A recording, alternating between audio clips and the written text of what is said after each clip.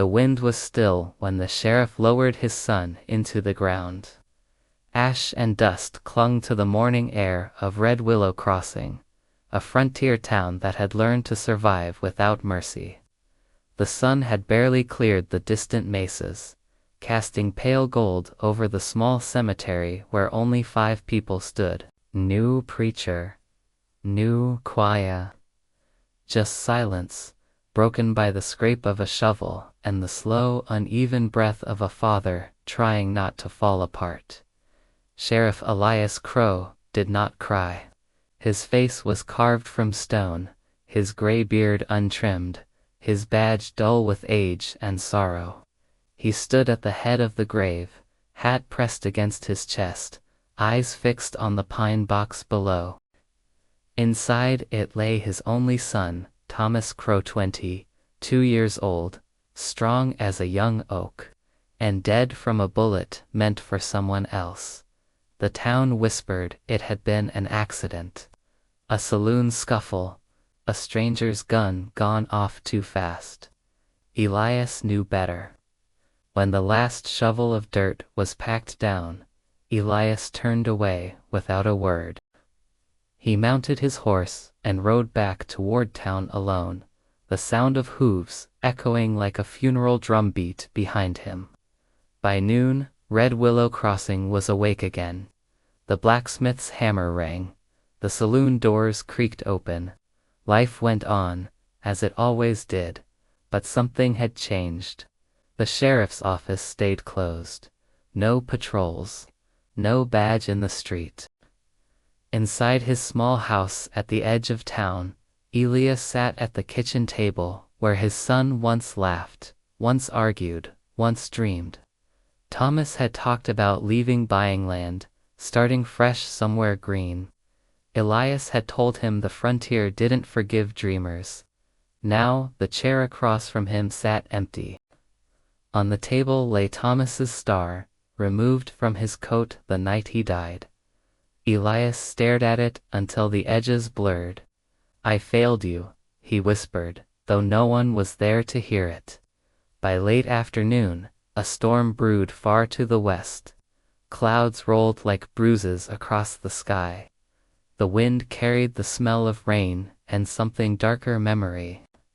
Years earlier, Red Willow Crossing had nearly burned to the ground during the Caldwell gang's reign of terror. Outlaws who took what they wanted and left graves behind. One name still haunted the town like a curse spoken too softly to forget. Jonah Black, fastest gun on the southern trails. A man said to have ice in his veins and blood on his hands. He vanished after the Caldwells were broken, disappearing into rumor and shadow. Elias Crowe had hunted him once, and failed. As evening fell, lanterns flickered on along Main Street. The saloon filled with low voices and uneasy glances toward the horizon. Something in the air made men restless. Horses stamped, dogs whined. Then, just after sundown, a single rider appeared at the edge of town.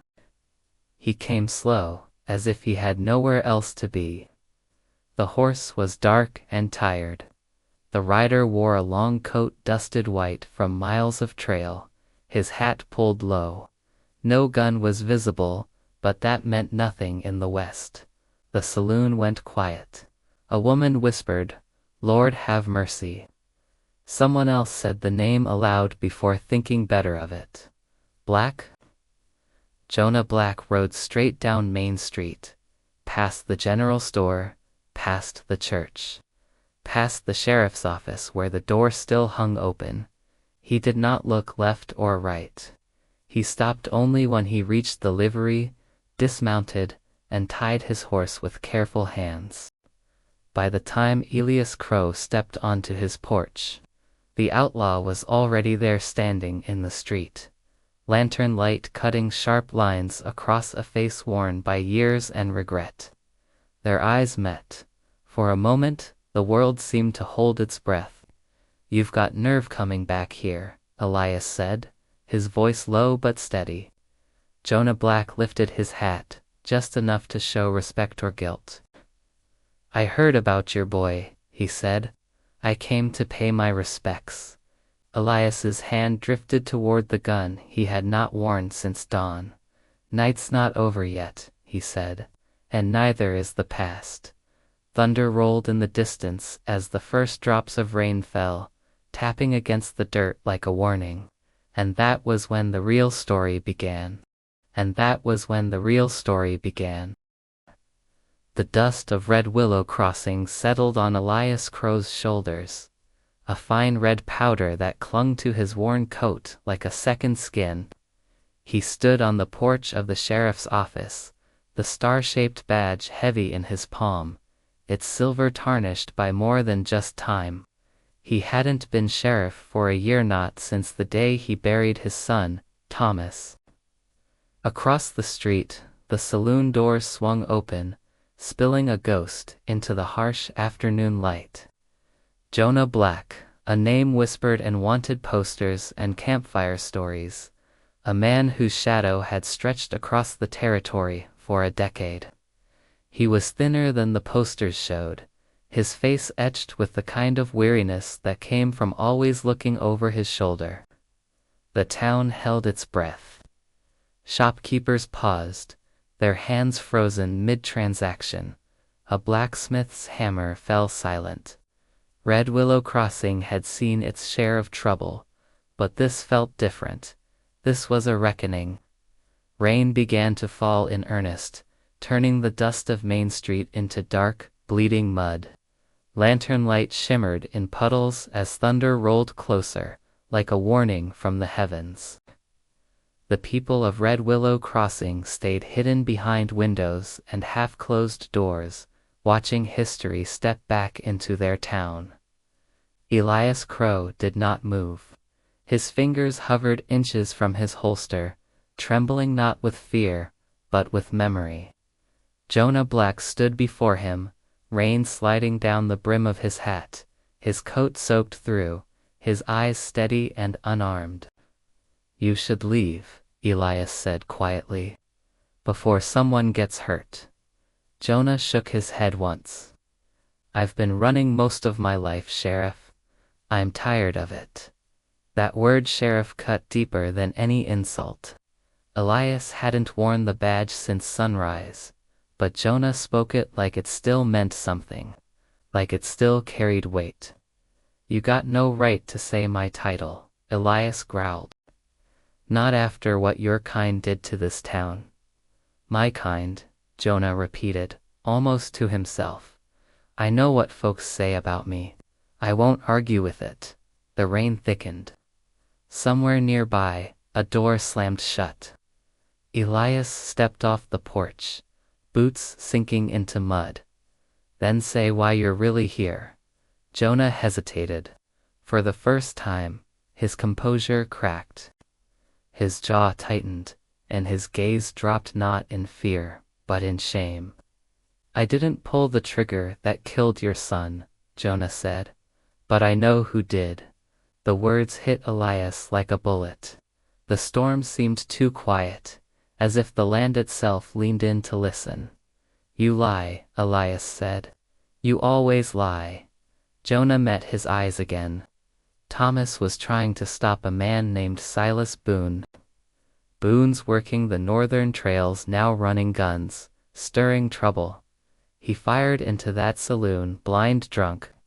Your boy shoved a girl out of the way. Elias felt his breath leave him. He remembered the girl, a widow's daughter, barely 16, alive because Thomas had moved when no one else did. "Why come tell me this?" Elias asked, his voice hollow. "Why not keep riding?" Jonah took a slow step back, rain soaking his boots. "Because Boone is coming here. Tomorrow night. And because Thomas died trying to do what I once ran from." Silence swallowed them. Elias turned away, staring down the dark street that had watched his son grow up. Every memory felt sharper now. Thomas's laugh, his stubborn pride, the way he talked about justice like it was something you could hold in your hands. You expect me to trust you, Elias said. After all the blood, I expect you to hate me, Jonah replied. I'd hate me too. A window creaked open above the saloon. A rifle barrel appeared, then another. The town was waking up to danger. Elias exhaled slowly. If Boone's coming, I'll handle it. You can't, Jonah said. Not alone, that did it. Elias spun back, rage flashing across his weathered face. My son is in the ground because men like you think you know better. Jonah didn't flinch. No, he's in the ground because he was braver than both of us. The words hung there, heavy and true. For a long moment, Elias thought he might draw his gun and end it. All justice, revenge, grief tangled into one final act. But then he saw Thomas's face as it had been years ago, watching Elias lock up a criminal without firing a shot.